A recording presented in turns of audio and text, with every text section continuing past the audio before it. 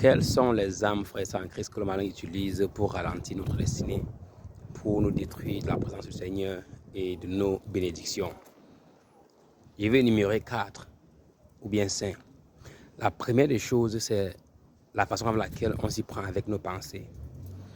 Rappelons nos frères et sœurs en Christ, nos pensées ne sont pas, ce n'est pas ce que nous sommes. Ce n'est pas parce qu'une pensée négative t'a traversé le cerveau, ou bien une personne t'a dit un mot négatif, ou bien une phrase négative, que ça veut dire que c'est ce que tu es, ou bien une personne a critiqué ce que tu as fait, ou bien a imposé son jugement. Le jugement d'un être humain et le jugement de Dieu, c'est deux choses différentes. Vous voyez?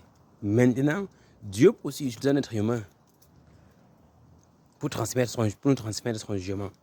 Comme Dieu peut aussi utiliser, comme le malin peut aussi utiliser un être humain pour nous détruire la présence du Seigneur.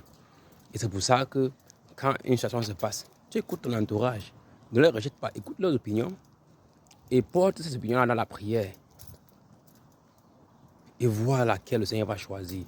Celui-là que le Seigneur va choisir, tu appliques ça et tu quittes derrière les problèmes.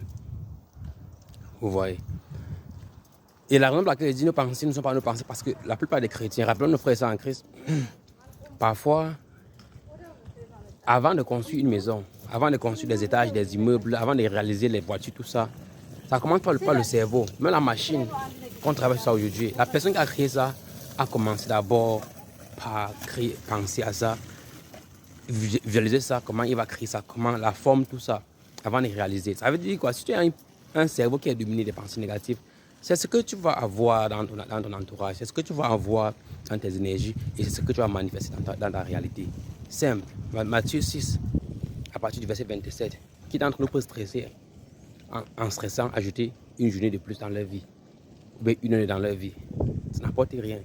C'est pour ça que la Bible nous dit, plus tard dans le verset 33, de nous focaliser sur le royaume du Seigneur, sa droiture, et le reste me sera offert gratuitement. Gratuitement.